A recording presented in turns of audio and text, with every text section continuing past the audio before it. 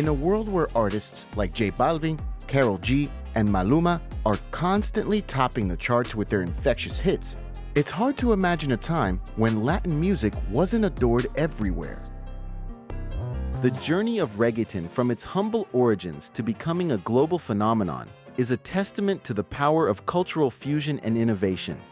From the dance halls of Jamaica to the public housing projects of Puerto Rico, reggaeton has evolved by absorbing diverse influences and reflecting the realities of its creators. Bad Bunny, a modern reggaeton icon, exemplifies this evolution. His meteoric rise and boundary-pushing artistry have propelled the genre into new territories. Unlike many before him, Bad Bunny uses his platform to address pressing social issues, from gender equality to mental health, resonating with a broad and diverse audience. His ability to blend reggaeton with other genres while maintaining authenticity has garnered him international acclaim. The influence of reggaeton and artists like Bad Bunny is undeniable. They have taken a genre once rooted in marginalized communities and brought it to the forefront of global pop culture. This rise reflects a broader cultural shift towards greater acceptance and celebration of diversity. Even if you think you're not familiar with reggaeton, chances are you've danced to its beats. Iconic tracks like Despacito, featuring Daddy Yankee, and collaborations between global stars like Drake and Cardi B have brought the genre to the forefront of the music scene. In this documentary, we'll explore the influential men and women who have shaped the music landscape and propelled reggaeton into the mainstream, with a special focus on the phenomenal rise of Bad Bunny. Join us as we delve into the vibrant world of reggaeton and the artists who continue to redefine its boundaries.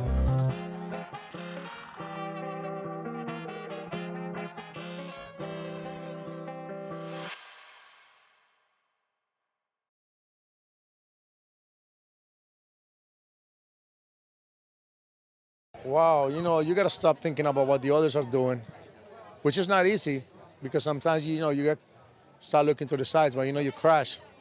So try to have, those free times where you just can think about what you can bring to the game, new to the game, or that you feel that it's like you're really unique to yourself. I think that's what helped you to be innovative in this game and in everything. To this day, reggaeton has transcended mainstream status, evolving into a global genre that blends diverse cultures. Its rise in popularity began with iconic releases like Gasolina by Daddy Yankee, Oye Mi Canto by NORE, and Hips Don't Lie by Shakira. These hits solidified reggaeton's cultural impact, making it impossible for global audiences to ignore. The commercial viability of reggaeton made it so that record labels continued to back and invest in the genre. By the late 2010s, reggaeton had become full-blown mainstream. Major artists from all genres felt it necessary to lean on reggaeton to propel their own sound. This was most famous on the Despacito remix featuring Justin Bieber. Other noteworthy songs include Demi Lovato's Échame la Culpa, Madonna and Maluma's Medellin, and Ed Sheeran's Shape of You. But one artist who has truly begun to dominate the game in recent years and push reggaeton to center stage is Bad Bunny.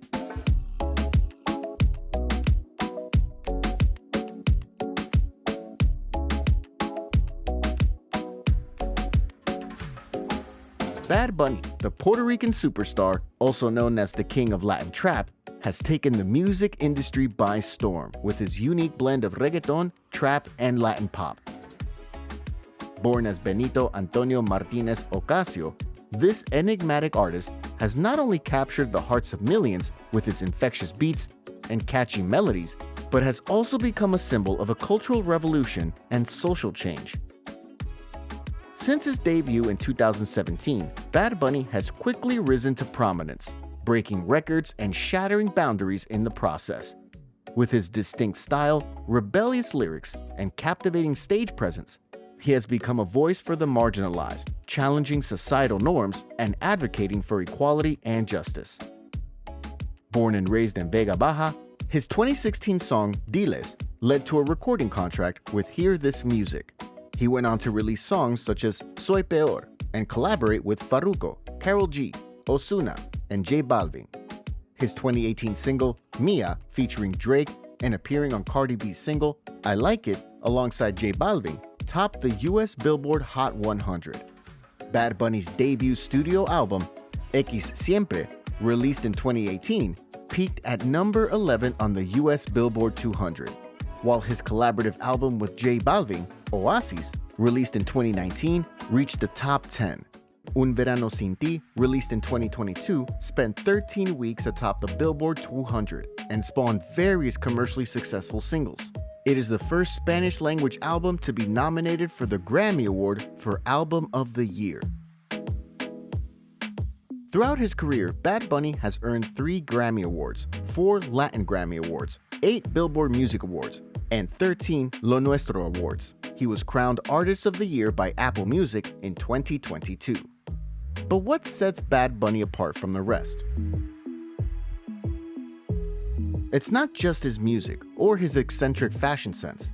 It's the way he fearlessly addresses taboo subjects, from gender equality to mental health, shedding light on issues that have long been ignored in mainstream music. Moreover, Bad Bunny's impact extends beyond the realm of music. He has become an influential figure in the fashion industry, collaborating with renowned brands and making bold statements through his unique style choices. His unapologetic embrace of individuality and authenticity has inspired a new generation of artists and empowered fans to express themselves freely. Felicidades a todos grabando. Sé que estamos pasando por un momento bien difícil y raro para nosotros, pero hay que mantenernos firmes, no olvidarnos de dar gracias y sonreír, aunque sé que a veces no queremos ni sonreír. Siempre hay que buscar la manera por la cual hacerlo y mantenernos positivos. Voy a ustedes en todo lo que se propongan, en todas sus metas. Pero recuerden que no importa lo que logremos, lo más importante es el respeto por los demás. El respeto y los valores que pongamos en práctica día a día son los que dicen quién tú eres, son los que nos definen como personas. El éxito no se mide en dinero, el éxito para mí son experiencias y recuerdos que nos llevamos en el corazón por siempre. Así que felicidades a todos los graduandos, en especial a todos los latinos. Sean ustedes mismos siempre, que siendo nosotros mismos es que somos grandes. Los quiero, el conejo. The ascent of Bad Bunny from SoundCloud sensation to global superstardom has been nothing short of remarkable. Born Benito Antonio Martinez Ocasio, this Puerto Rican artist burst onto the music scene in 2017 with his infectious trap and reggaeton beats. With a unique style that seamlessly blends Latin rhythms with hip-hop influences, Bad Bunny quickly captured the attention of listeners worldwide.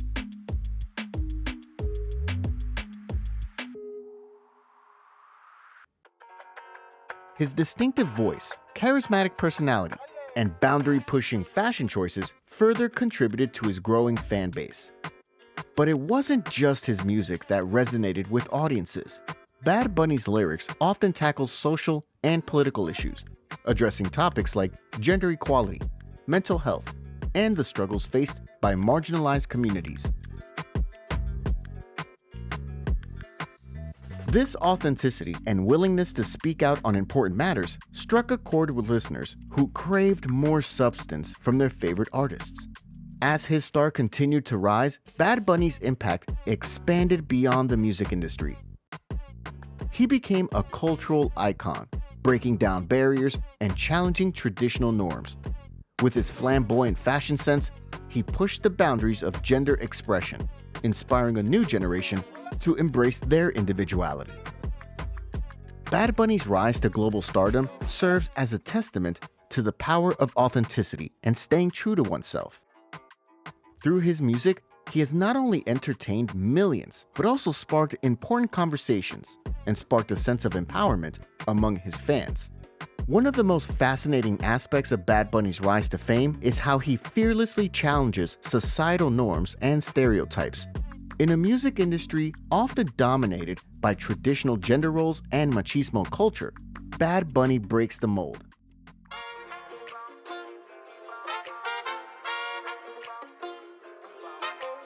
He's not afraid to display vulnerability and embrace his own emotions, a rarity among male artists in Latin music. I'm so excited and grateful, because it's gonna be a very special presentation. It's gonna be, I think, the first time here in the Billboard. So I'm so happy and ready para romper. Through his lyrics and performances, he tackles topics such as mental health, toxic masculinity, and the struggles of everyday life. By openly expressing his support for the LGBTQ+ community, Bad Bunny has become a powerful ally and advocate. He uses his platform to promote inclusivity and acceptance, challenging the deeply ingrained homophobia and transphobia that can be prevalent in Latinx culture. His mere presence in the industry sends a message of hope and empowerment to those who have felt marginalized or silenced.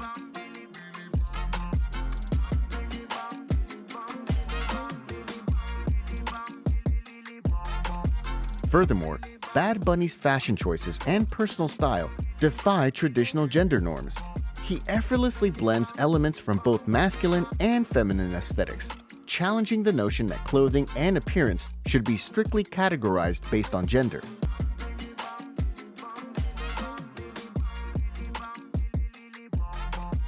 Through his fashion statements, he encourages self-expression and individuality. In a world where conformity often reigns supreme, Bad Bunny dares to be different. He uses his influence to spark conversations and push for change. By breaking boundaries and challenging societal norms, he paves the way for a more inclusive and accepting future. Bad Bunny's impact extends far beyond the music industry, making him a cultural icon and an inspiration to many. By blending traditional rhythms with contemporary influences, Bad Bunny has not only honored reggaeton's roots, but also expanded its boundaries, making it more accessible and appealing to a diverse fan base. The rise in popularity of reggaeton has only really come about in the last couple decades, and the music hasn't always been widely celebrated. The tale of its rise to international recognition is an interesting one, and in order to truly understand it, we're going to have to go back in time to a little island in the Caribbean named Jamaica.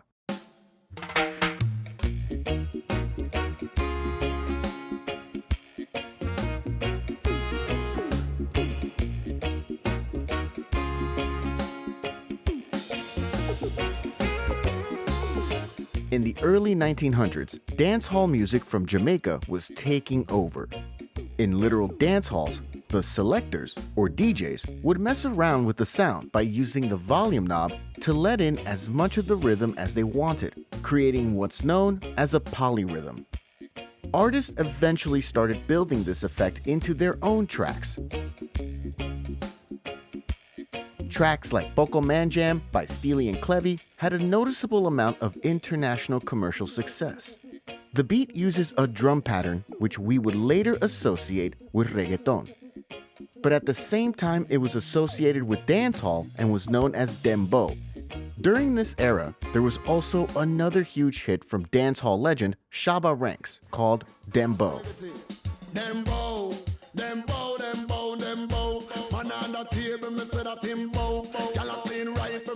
This track also has the distinct dembow drum pattern and is considered by some to be one of the songs that helped to birth an entire new genre of music. Hi, this is Shabba. Man, remember, whenever you play, you win. Whilst all of this was going down in Jamaica, over in Panama, artists like El General would rap in Spanish on these dancehall instrumentals, which in itself became a genre known as reggae en español. But how did the Panamanians get their hands on these dancehall beats? Well, during the construction of the Panama Canal in the early 20th century, many West Indians migrated to Panama for employment. After its construction, they decided to remain in Panama and lay down their roots. Although the likes of El General were a few decades removed from the migration wave of Jamaicans to Panama, they kept a lot of their Jamaican heritage and, in particular, were up to date with the musical happenings over in Jamaica. This is considered to be the foundation of reggaeton today. Once the Panamanians had popularized rapping in Spanish over a Jamaican dancehall rhythm, the sound traveled through Spanish-speaking countries like wildfire. In one country in particular, the sound really captivated its people, Puerto Rico.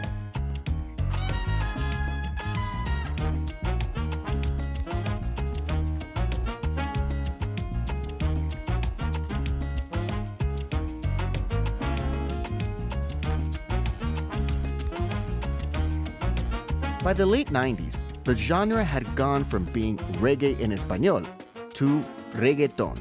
I was born and raised here in Puerto Rico, so this is my people. This is my house. Many Puerto Ricans migrated to the US, in particular, the Bronx, New York City, which is also the home of hip-hop.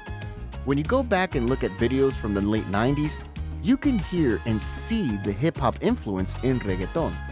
Due to the movement of people and adaptation of cultures, reggaeton's lyrical content, technicality, and production value was taken up another notch.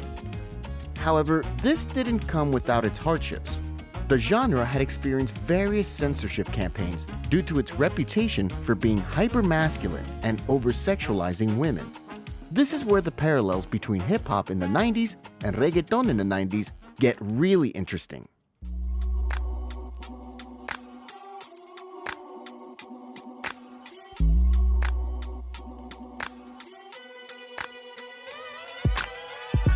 In the same way hip-hop came from New York's projects, underground music, or proto-reggaeton, was coming out of caseríos, or public housing developments in San Juan.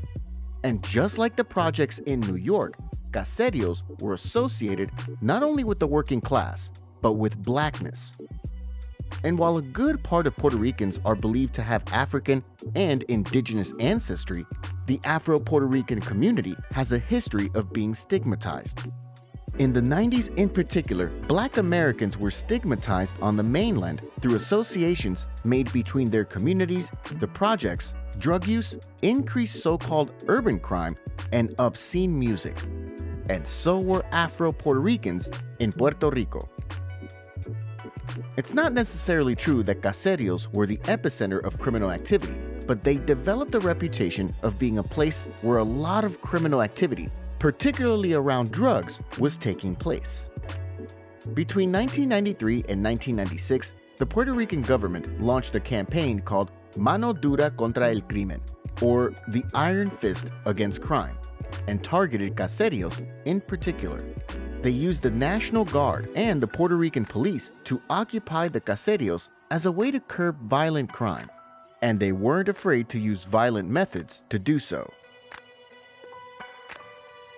Mano Dura, although promoted as a matter of public safety, was intimately linked with the re-engineering of Puerto Rico's public housing authority. It soon became abundantly clear that Mano Dura was not a panacea for the very serious problems facing public housing residents, since, in many cases, it actually worsened the violence and discrimination they faced. Undeterred by resistance from those whom Mano Dura was said to help most, the Rosselló administration, meanwhile, began marketing the campaign as a success in the war on drugs to be emulated in the United States. Puerto Rico has had a long history as a laboratory for U.S. domestic and foreign policy.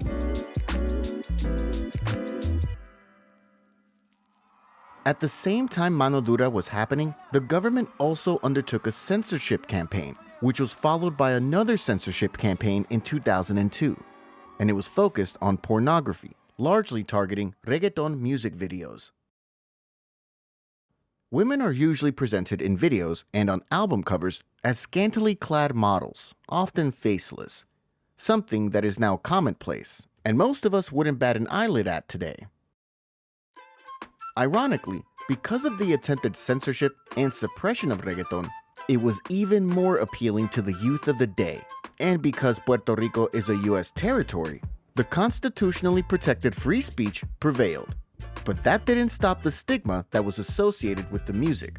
And that, in turn, encouraged artists to explore their own realities more so in their music. Popular music in Puerto Rico has been a space where people have contested a lot of these racial ideologies and pointed out racial discrimination. Tego Calderon has several songs where he directly calls out this idea of racial harmony as a myth, where he discusses institutional discrimination facing Black Puerto Ricans in an explicit kind of way.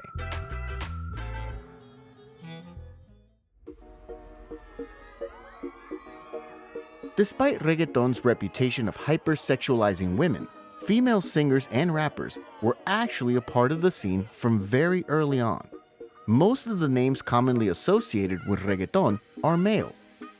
Think J Balvin, Daddy Yankee, Maluma, Gente de Zona, Bad Bunny. But women like Ivy Queen, Lisa M, Rosalía, Becky G, and Tomasa del Real have been a part of the scene and are among those trying to change it and its image.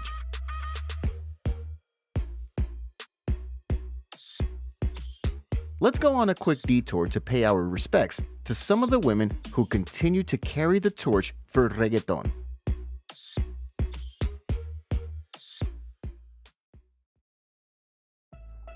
Ivy Queen's journey started at a club called The Noise in Puerto Rico, where she would also go on to become a member of the otherwise all-male collective with the same name, The Noise.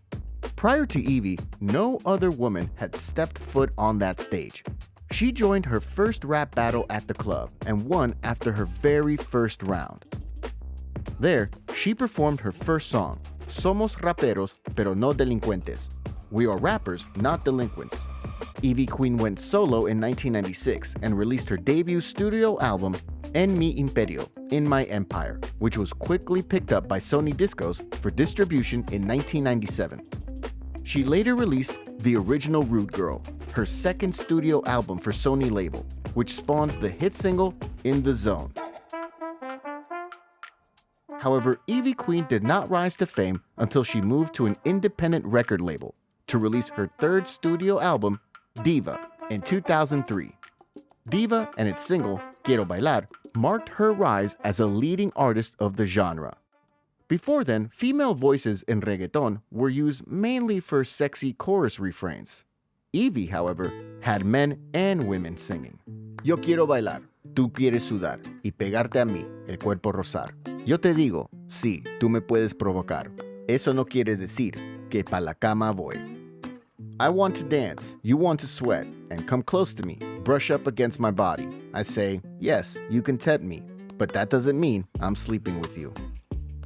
It declared that women could be as sexual as they want and still have a choice when accepting or rejecting a partner's advances. This was a shift that marked a development in reggaeton and that made the presence and popularity of more progressive reggaetoneros possible. It also changed attitudes towards female rappers, realizing their potential for commercial success. Ivy Queen's albums, Diva, Flashback, and Sentimiento have all been awarded gold and platinum record status by the Recording Industry Association of America. Her seventh studio album, Drama Queen, was released in 2010 and spawned a top 10 single, La Vida Es Así. It was followed by the Grammy Award-nominated Musa in 2012. Ivy Queen has 4 entries that have reached the top 10 on the Latin song chart, including Cuéntale, that peaked at number 3. Ivy Queen's music often focused on sexuality, female empowerment, socio-political issues, infidelity, and relationships. With her strong pen game and punchlines, she paved the way for other women in the industry.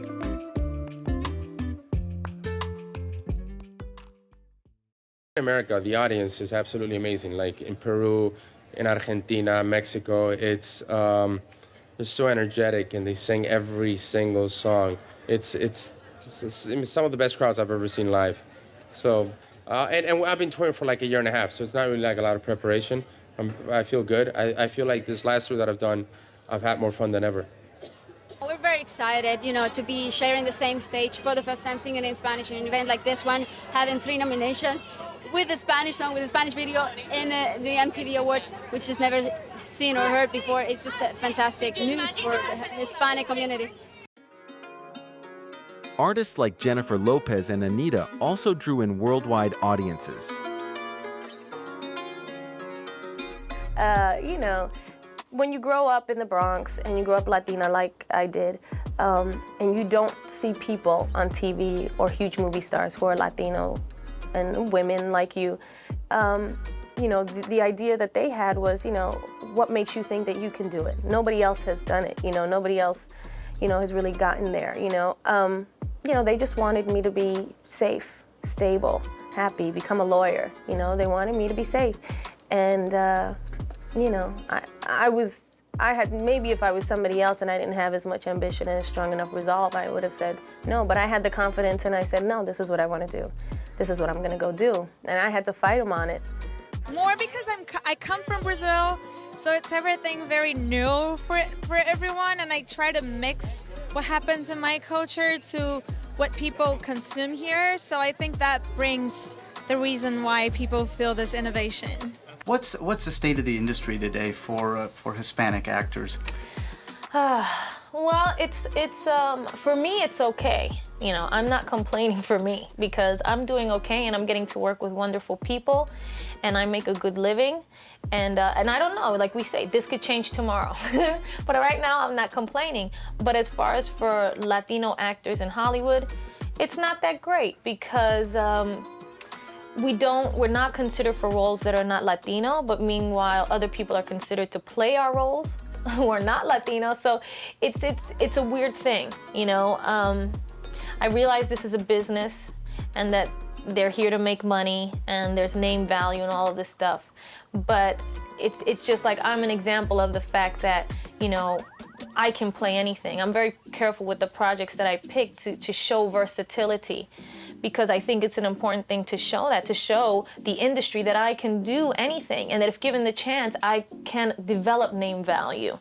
And that's a very important thing.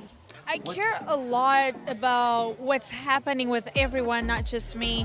So for me, it's very important when I'm doing something, a song or a music video, I just try to send a message that I think there's gonna impact people somehow, besides just the music, just having fun with a good song. What does your heritage, your ethnic background mean to you?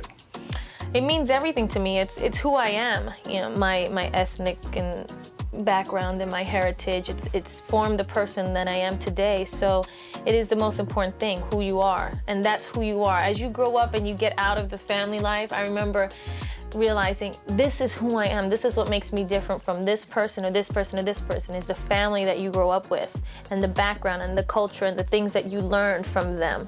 That's what makes you an individual. And so it is hugely important to me.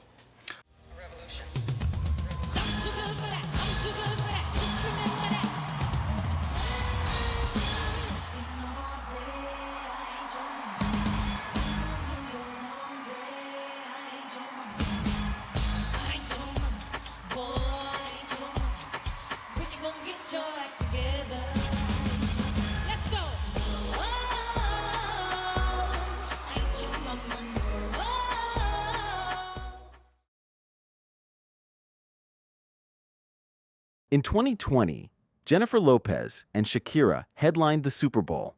They made history as the first Latina artists to headline the halftime show.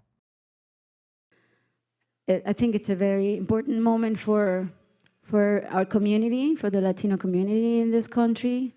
And I think it's, you know, the Super Bowl, it's a very American event. It's as American as it can get. And I think it's going to be very nice to see that. It's also going to be a reminder of the heritage of this country, which is one of diversity. And that's what we will be celebrating on Sunday. Two Latinas doing this at this time in this country at this time, it's just very empowering for us. And for me, I'm very proud to be able to help set and push forth that message. I think that we are, and the Latinos are going through a difficult time in the US right now, and I think it's very important for us to convey a message of unity and also to show what a relevant force the Latin community is in this country. how much we have to offer, our idiosyncrasies, our culture that is so unique and so diverse too, because the Latinos are a mix of every race you can imagine and every culture. And that is what makes our community so special. And I think it's such a wonderful opportunity to pay an homage to that, and also to remind us all of what an important force we are. And you know, I wasn't born or raised in the U.S. For me, being Latina and participating of this very American event, but also very global, because I don't know, I think like 100 million people will be watching. It's just a great opportunity and a great responsibility as well. I feel truly honored to be representing so many people out there, women, Latinas, and people of any ages.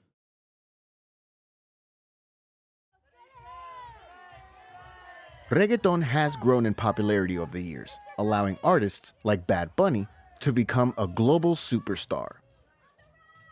Historically, reggaeton has been considered a boys' club, but over the years, more female artists are making their way onto the scene and creating their own paths in the genre.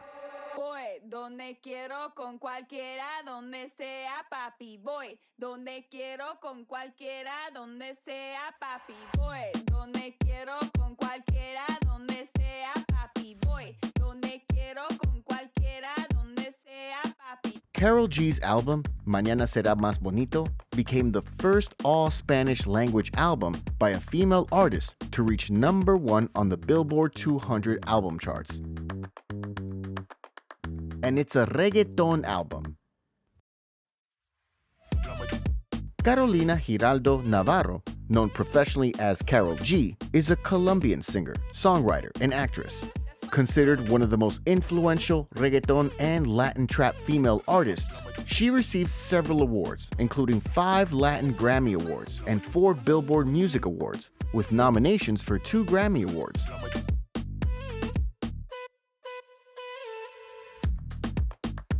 She was recognized with the Rule Breaker Award at the Billboard Women in Music, with the Spirit of Hope Award at the Billboard Latin Music Awards, and her works broke 5 Guinness World Records.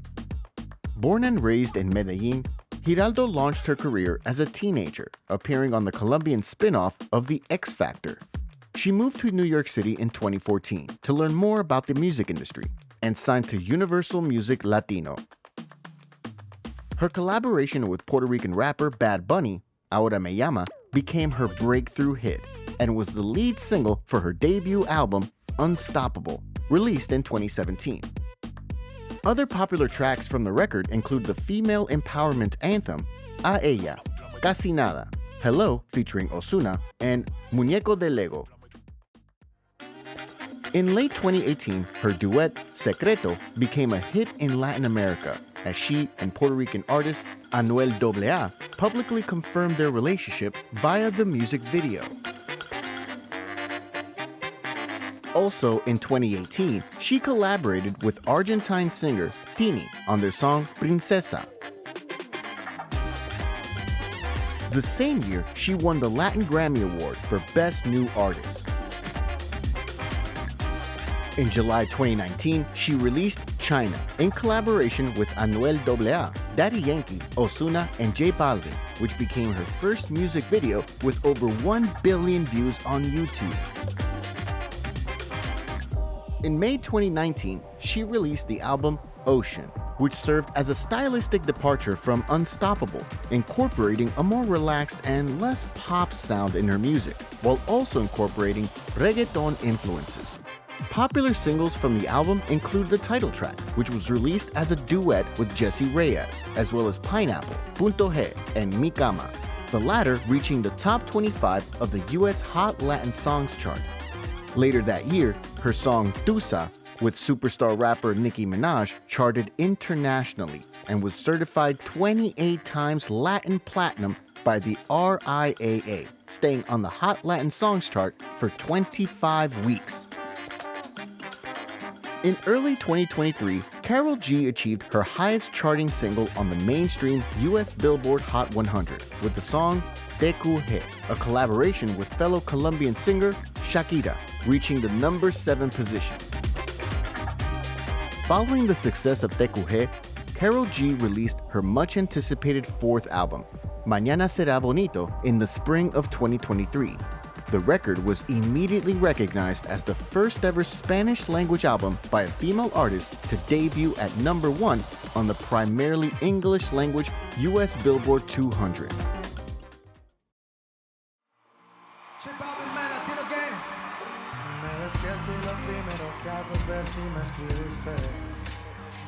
Anoche te dejé un mensaje, pero no lo leíste. Yo comprendo que tú no quieras saber más de mí. Dicen que te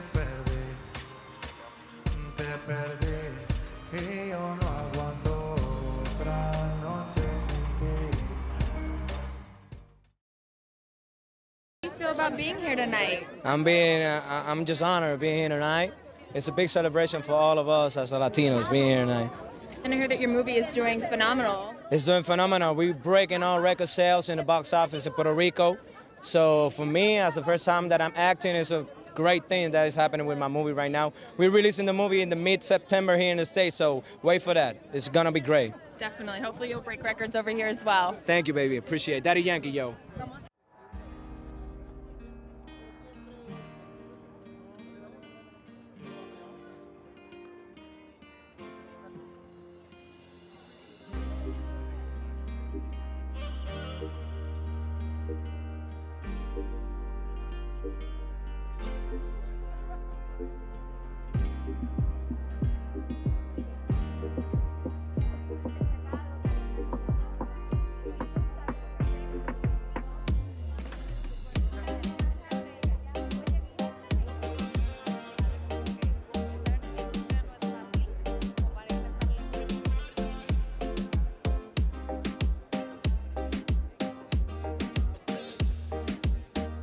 The future of reggaeton appears promising, with the genre expected to gain more popularity worldwide as it continues to evolve.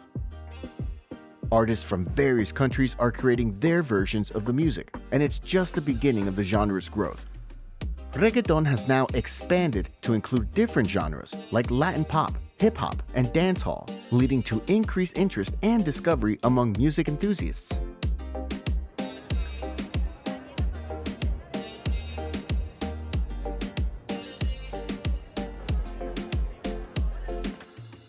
More producers and DJs are entering the scene, resulting in more high-quality tracks being released.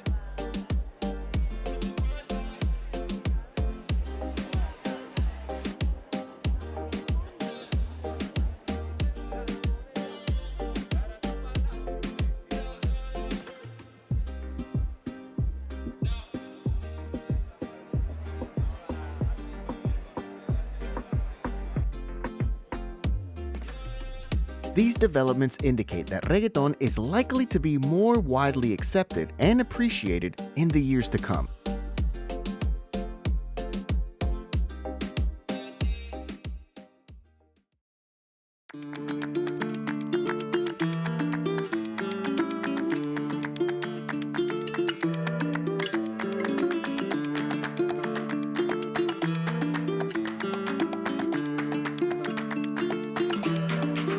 The journey of reggaeton from its humble origins to becoming a global phenomenon is a testament to the power of cultural fusion and innovation. From the dance halls of Jamaica to the public housing projects of Puerto Rico, reggaeton has evolved by absorbing diverse influences and reflecting the realities of its creators.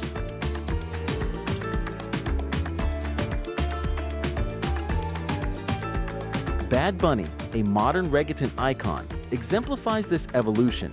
His meteoric rise and boundary-pushing artistry have propelled the genre into new territories. Unlike many before him, Bad Bunny uses his platform to address pressing social issues, from gender equality to mental health, resonating with a broad and diverse audience. His ability to blend reggaeton with other genres while maintaining authenticity has garnered him international acclaim. breaking records and earning numerous awards. The influence of reggaeton and artists like Bad Bunny is undeniable. They have taken a genre once rooted in marginalized communities and brought it to the forefront of global pop culture. This rise reflects a broader cultural shift towards greater acceptance and celebration of diversity.